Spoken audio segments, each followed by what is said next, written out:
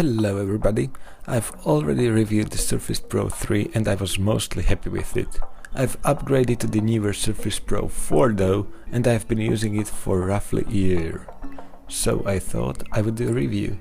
To keep it somewhat compact, I will focus on the improvements and differences in comparison with the Pro 3, so be sure to watch my review on that device if you are not familiar with the basics.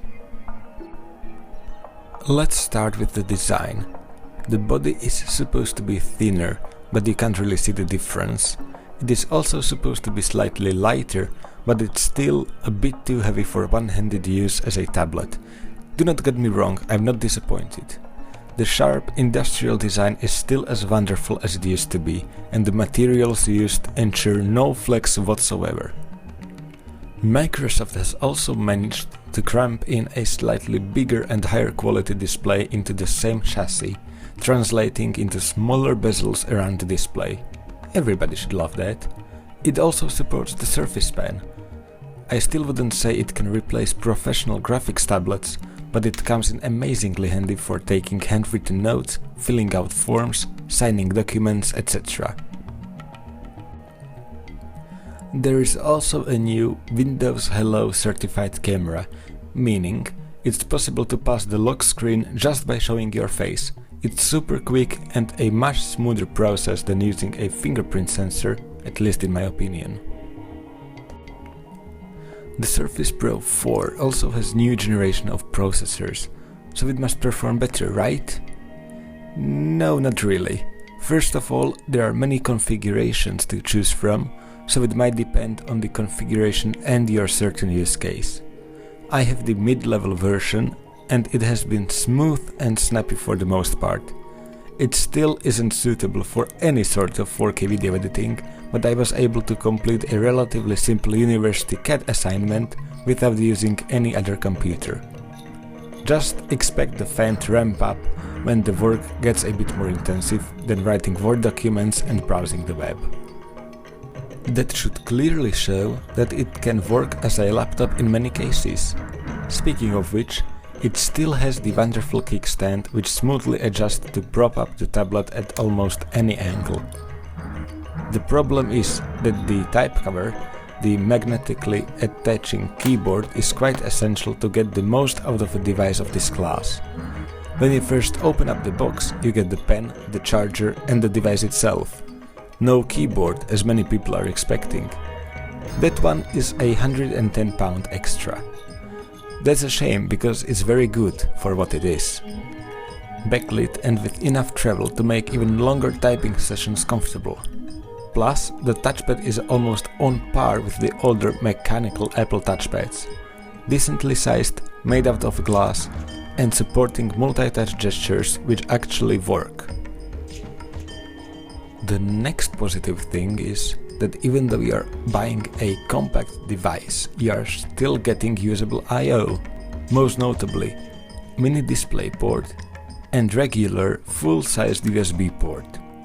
On the other side, there's the 3.5mm headphone jack, and you will probably want to use it, because even though the speakers are stereo and front-facing, they could sound a bit fuller. There is also a hidden micro SD card slot underneath the kickstand to expand the built-in storage, and not to forget the power port. It is super cool in theory, following the same principles as the now discontinued MagSafe by Apple, but it is equally proprietary. So we might be able to attach a Surface dock through a single cable, but you are forced to buy a dock which is only compatible with a couple of Microsoft devices. Speaking of power, the battery life is okay for a laptop. I get around 6 to 7 hours of screen on time, but it is far from what tablets like the iPad offer, especially when streaming video. The iPad can make it through an entire day without any problems, but I find myself plugging in the Surface around noon if I want to use it later in the afternoon. I can only hope the Surface Pro 5 will come with a USB-C port supporting Thunderbolt. This would make it more universal. It could theoretically charge from an external power bank, and as an icing on the cake, being able to use it with external graphics cards would transform it from a 2-in-1 to a 3-in-1, replacing the desktop computer for even more users. I have mostly talked about the hardware, but it is no good unless the software can take advantage of it. Sadly, this is where the typical Windows problems start cropping up. Microsoft is trying to make a full PC operating system run on a portable device which can be used as a tablet. That brings its own set of pros and cons. As I have already mentioned a few times, the flexibility is amazing. The ton of bugs and inconsistencies less so. Many buttons are small, still unchanged from the days of Windows XP. Especially in contrast with the iPad, which has better battery life, is lighter, offers fuller sounding speakers, and last but not least, apps, which are designed for touch interactions. It's not a total win for the iPad though, because it has nowhere near as much raw functionality. No mouse or touchpad support, no USB, no real file system, and so on. With all of that out of the way, the Surface definitely has its audience.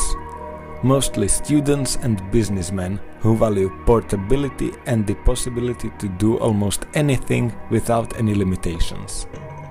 The only things letting the entire user experience slightly down are the, by 2017 standards, outdated I/O and some weird bugs. Microsoft has almost mastered the 2-in-1 hybrid device design and is clearly the leader in this category, but still has room for improvement.